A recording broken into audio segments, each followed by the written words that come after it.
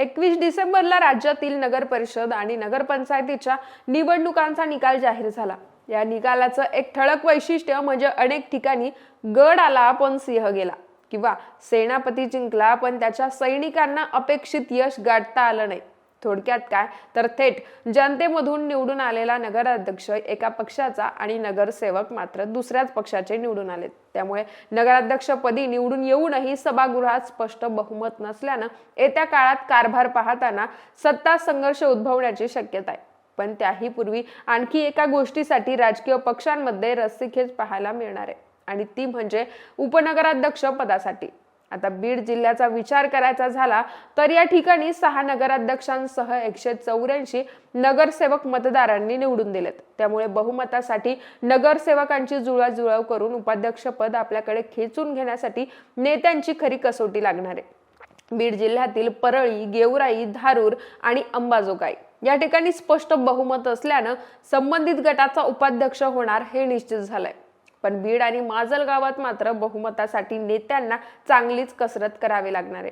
6 नगर परिषदांमध्ये उपाध्यक्ष पदासाठी कुणाची नाव चर्चेत आहे, तिथल्या नगरसेवकांच्या संख्याबळाचं गणित काय आहे, कोण कुणाच्या सोबत चाललंय तेच या व्हिडिओच्या माध्यमातून जाणून घेऊयात। नमस्कार, मी पूजा आणि आपण पाहतायत देदनका। मंडळी, सुरुवात करूया बीड नगरपालिकेपासून।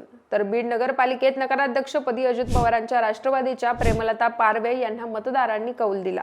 पण 52 सदस्य संख्या असलेल्या सभागृहात कोणत्याच पक्षाला स्पष्ट बहुमत नाहीये। अजित पवार गटाचे 19 नगरसेवक, त्या खालोखाल भाजपचे 15 तर राष्ट्रवादी शरद पवार गटाचे 12 नगरसेवक निवडून आलेत। याशिवाय शिंदेच्या शिवसेनेचे 3 तर MIM, काँग्रेस आणि ठाकरे गटाचा प्रत्येकी 1 नगरसेवक निवडून आलाय। आता बहुमताची मॅजिक फिगर आहे 27। अजित पवारांच्या राष्ट्रवादीनं शिंदे सेनेची युती केली होती, त्यामुळे त्यांचे 9+3 असे 22 नगरसेवक होत आहेत। पण तरीही त्यांना 5 सदस्यांची गरज लागणार आहे। MIM, काँग्रेस, ठाकरे गट आणि यांची मदत घेऊनही आकडा कमीच पडतोय।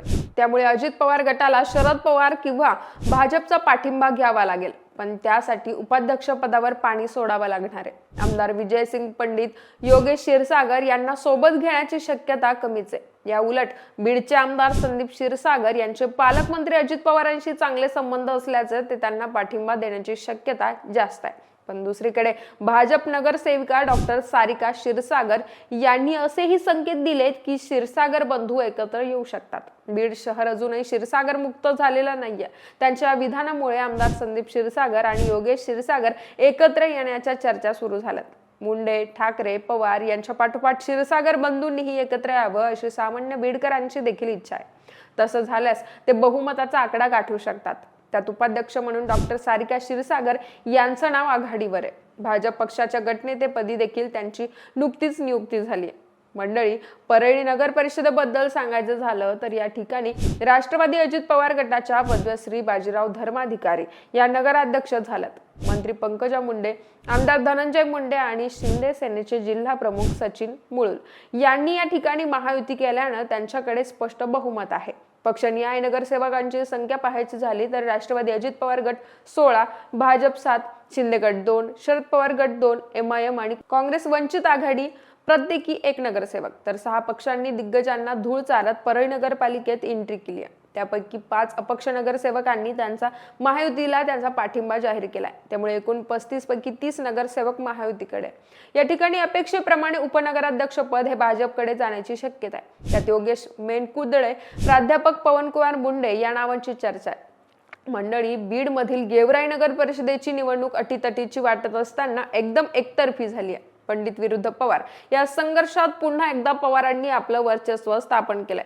भाजपच्या गीता भाभी बाळराजे पवार नगराध्यक्ष म्हणून विजय झाला। शिवाय भाजपचे 20 पैकी 16 नगरसेवक निवडून आलेत तर पंडित बंधूंना केवळ 4 जागांवर समाधान मानावं लागलं। भाजपकडे स्पष्ट बहुमत असल्यानं उपनगराध्यक्ष पदासाठी त्यांच्याकडून रेवती घुरमार्डे किंवा राजेंद्र राक्षस भुवनकर यांच्या नावांची चर्चा आहे। आता अंबाजोगाई नगर परिषदेबद्दल बोलायचं झालं तर या ठिकाणी पहिल्यांदाच निवडणूक लढवून शहर परिवर्तन जनविकास आघाडीचे नंदकिशोर मुंदडा नगराध्यक्ष झाले।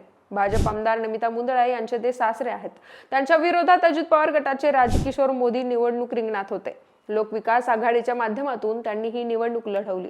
शरद पवार गटाचे माजी आमदार पृथ्वीराज साठे त्यांच्या सोबत होते, पण त्यावेळी मोदी नगराध्यक्ष मात्र होऊ शकले नाही. असं असलं तरी एकूण 31 जागांपैकी 20 जागा जिंकत सभागृहात त्यांना स्पष्टपणे बहुमत मिळालंय. त्यामुळे उपाध्यक्षपद राजकिशोर मोदी गटाकडे जाणार आहे.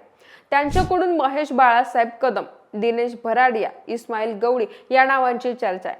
मंडळी, अजित पवार गटाचे आमदार प्रकाश सोळंके यांच्या विधानसभा मतदारसंघात धारूर आणि माजलगाव या 2 नगर परिषदांची निवडणूक पार पडली. त्यात धारूर नगर परिषदेत नगराध्यक्ष पदासह त्यांनी सभागृहात देखील स्पष्ट बहुमत मिळवलंय. एकूण 20 पैकी 11 नगरसेवक अजित पवार गटाचे निवडून आले, तर बाळासाहेब जाधव यांची नगराध्यक्षपदी वर्णी लागली आहे. भाजपचे रामचंद्र निर्मळ यांचा अवघ्या 666 मतांनी पराभव झाला. भाजपचे 6 नगरसेवक निवडून आलेले आहेत, तर राष्ट्रवादी शरद पवार गटाचे 3 नगरसेवक आहे. आता अजित पवार गटाकडून उपनगराध्यक्ष पदासाठी सय्यद शौकत अली, सय्यद रौफ हे प्रामुख्याने मुस्लिम चेहरे चर्चेत आहे. याशिवाय नितीन शिवाजी शिंगारे या नावाचाही विचार होऊ शकतो. दुसरीकडे माजलगाव नगर परिषदेत मात्र आमदार प्रकाश सोळंकेंना जोरदार झटका बसलाय. विधानसभा निवडणुकीत माजलगाव शहरातून मिळालेली लीड कायम ठेवत शरद पवार गटाचे मोहन जगताप यांनी या ठिकाणी आपला नगराध्यक्ष निवडून आणलाय. माजी नगराध्यक्ष राहुल चाऊस यांच्या सुनबाई महरीन शिफा बिलाल चाऊस या नगराध्यक्षपदी निवडून आल्यात. पण शरद पवार गटाला एकूण 26 जागांपैकी 10च नगरसेवक निवडून आणता आलेत. तीच परिस्थिती राष्ट्रवादी अजित पवार गटाची आहे. तर भाजप, काँग्रेस आणि MIMचा प्रत्येकी 1 नगरसेवक निवडून आलाय. महत्वाची गोष्ट म्हणजे 3 अपक्ष नगरसेवक निवडून आल्यानं त्यांना सोन्याचे दिवस आल्याचं पाहायला मिळतंय. बहुमतासाठीचा 14चा जादुई आकडा कुणाकडे नाहीये. शरद पवारांच्या राष्ट्रवादीचे जे 10 नगरसेवक निवडून आले, त्यात 3 नगरसेवक हे बहुजन विकास मोर्चाचे बाबूराव पोटभरे यांचे आहेत. यामुळे उपनगराध्यक्ष पदावर ते आपला दावा करू शकतात. पण त्यासाठी 3 अपक्षांना लाखमोलाचं आश्वासन देऊन त्यांना आपल्या सोबत घ्यावं लागेल. त्या अपक्षांमध्ये रेश्मा मेंढके ह्या एक नगरसेवक आहे, ज्या भाजपकडून निवडून आलेले दीपक मेंढके यांच्या पत्नी आहे. बाबूराव पोटभरे यांची मंत्री पंकजा मुंडे यांच्याशी चांगले संबंध असल्यानं मेंढके पती पत्नी त्यांना आपला पाठिंबा देऊ शकतात.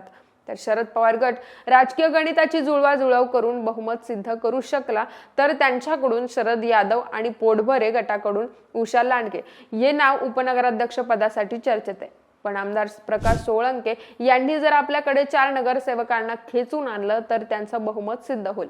त्यांच्याकडून उपनगराध्यक्ष पदासाठी राहुल लंगडे या नावाची चर्चा आहे. बाकी बीड जिल्ह्यातील या 6 नगर परिषदांमध्ये उपनगराध्यक्ष पदासाठी कोण कोणाचा खेळ करतंय, कोणत्या नगर परिषदेत कोणत्या गटाचा आणि कोण उपनगराध्यक्ष होणार, यावर तुमच्या प्रतिक्रिया आम्हाला कमेंट्सच्या माध्यमातून कळवा आणि देदानकाला सबस्क्राईब करायला विसरू नका. अरे बाबा, किती मोठी होती राव ही.